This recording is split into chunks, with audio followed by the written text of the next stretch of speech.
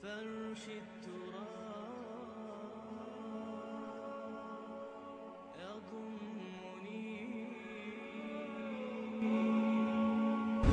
الله الرحمن الرحيم. ألهاكم التكاثر حتى زرتم المقابر كلا سوف تعلمون ثم كلا سوف تعلمون كلا لو تعلمون علم اليقين لترون الجحيم ثم لترون عين اليقين ثم لتسألون يومئذ عن النعيم. This is a Makki surah, and like many other short surahs, its meaning is profound. What Allah subhanahu wa ta'ala is saying to us through this surah is a heavy warning. Alhaakum Takathur. For how long are you going to be busy in your heads and your minds, thinking of your dunya, chasing the material goods? Even when we came to this Janaza, brothers, a majority of us were guilty, thinking, what time will this finish? What time do I have to be at this place and that place? We don't think of our own death here and now. Al-Jum'ah, we came to the Friday prayer, thinking, when is it going to finish? When am I going to leave it? When Yawm al-Qiyamah is going to happen on Al-Jum'ah. How often do Muslims come to the Jum'ah knowing today might be the day of judgment? Today might be the day the clouds will come and Allah will call. But we don't think that. We think it will be delayed and there will be respite further and further. But He says, حَتَّى زُرْتُمُ الْمَقَابِرِ. For how long will you chase these worldly things with each other, competing with one another? حَتَّى زُرْتُمُ الْمَقَابِرِ. Until you visit the grave. And most ulama, they say, you could consider it like this today. We came, we visit the grave of this beautiful brother, may Allah give him Jannah and ease. We came to visit and we will leave and go home. Unfortunately, that's not what the verse is talking about. When Allah says, حَتَّى زُرْتُمُ الْمَقَابِرِ, until you visit your grave, He means your death. But He calls it visit because you will not stay in the grave forever. It's temporary. You will be called out from the grave. You won't stay there. And in another tafsir from Ibn Kathir and others, they say that Allah is threatening you and I. It is a threat.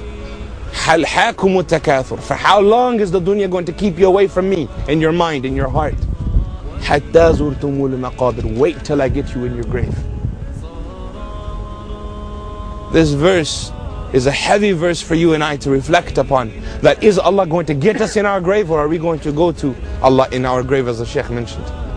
Are we going to Him happily, or are we going to Him with withdrawal symptoms, with fears?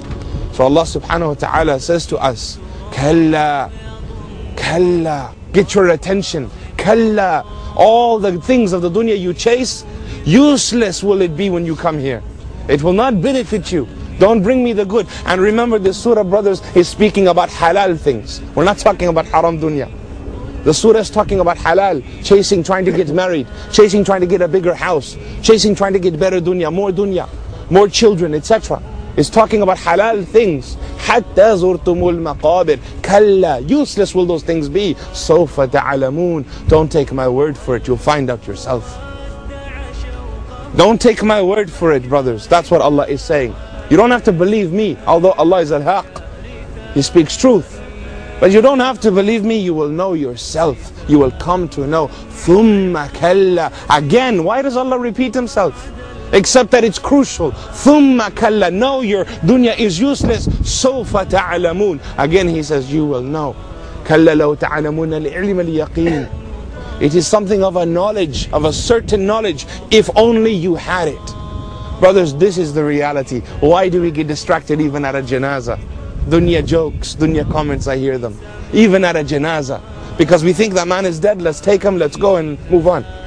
This was not the purpose of the Janaza from the Sunnah of the Prophet ﷺ. The Janaza, the man is gone. His time is up. No more rewards, nothing except through his children. No more, nothing for him to do here. His time is up. The purpose of the Janaza is for you and me, not for him. His time is gone. He is going to do his business now. The Janaza is for you to wake up that you are going to end up in this mud. Someone's going to put you and I in it. Right now you carried him, sooner or later someone's going to carry you and I. If only you had the certain knowledge of the resurrection, if you believed with yaqeen, and it's left blank by Allah subhanahu wa ta'ala, as if to say, if you did know, you would change your life, you would be different, you wouldn't stay this way. And you wouldn't remain this way. And the Mufassirin, they say that the balance here is because he says kalla and then he says thumma kalla, meaning that the kafir will know and then the Muslim will know. Another tafsir says is the angel of death reaches you, you will definitely know. And another tafsir says that the second ayah is when you go into the grave and Munkar and Nakir to question you, then you will know. Another tafsir is that when you go into the grave you will know, and the second ayah is when you come out of the grave you will know. كلا لو تعلمون علم اليقين لا ترون الجحيم راعة, from the eye or the heart you will know the fire. لا ترون الجحيم, you will know the fire whether you like it or not. You will know it one way or another. Either you will know it from a distance protected, or you will know it seeing it, knowing you are going to it. لا ترون الجحيم ثم لا ترونها عين اليقين. Again, don't take my word for it. Ayn al-yaqeen, you will eventually see it with your eyes. Again, the Mufassirin, they say, the first ayah is when you hear the fire, and the second ayah is when you are in it. The Muslims, they hear it and they are in it. Another tafsir says, is that the first ayah is the kafir will go in, and the second ayah, the Muslim too will go in, to be purified for what he did. And finally, the last tafsir is that the kafir will go in, and the Muslim will be grateful and being safeguarded from it, protected from it. ثُمَّ لَتُسْأَلُنَّ يَوْمَئِذٍ عَنِ النَّعِيمِ. This is what you need to take away with you from this grave. That when you reach Allah on that day, on that platform, He will ask you about every single ni'mah He gave you. Na'im, plural. And the companions were worried.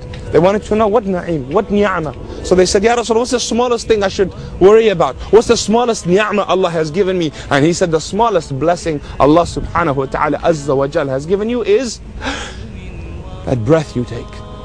That's the smallest blessing He will ask you.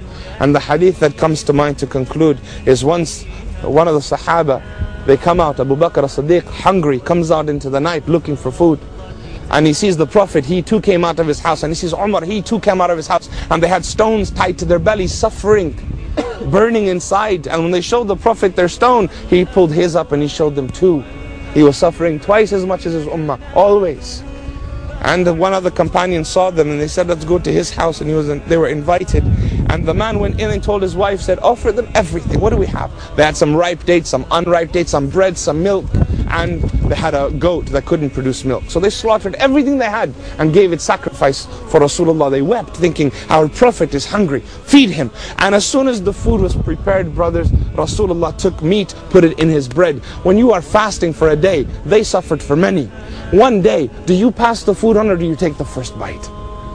He suffered so much, but yet he didn't take the first bite. He said, quick, get this home, for Fatima has not seen the likes of this for days. Az-Zahra radiallahu anha, showing how much he felt for his daughter, that she suffered. Take this to her.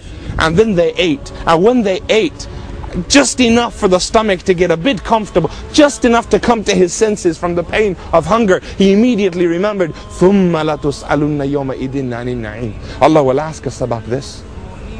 Whereas you and I, after we fast, we eat, we say, Alhamdulillah, I did a good deed for Allah, so He fed me. We have a different persona, a different approach to everything as the Prophet ﷺ. We should try our best. May Allah guide us to His Sunnah and make us firm upon His Sunnah and protect us from all innovations and all of the bid'ah that man creates. Guide us only to the beauty of His Sunnah, inshallah. Seek out the religion, brothers. Don't just rely on people like me to come and teach little things. This is not knowledge. Real knowledge is much deeper. You have to believe in yourselves that you too can learn and bring that knowledge and that Jannah to your house. The Prophet ﷺ said, you walk through the gardens of the dunya taking. Take from the gardens of Jannah as well. And they said, where are these gardens? He said, they are the circles of remembrance, where the people gather to remember Allah and they speak about the knowledge. So I encourage you all to attend gatherings and circles. And Hounslow, these brothers have arranged a lecture in Cranford Community College. We've been doing it for the past 7 years, every Friday, 7:30. If you don't know about it, you should attend. Or make your own other circles. But bring yourselves, brothers, to account before account is taken for you. Wa akhiru da'wa'ani alhamdulillahi rabbil alamin.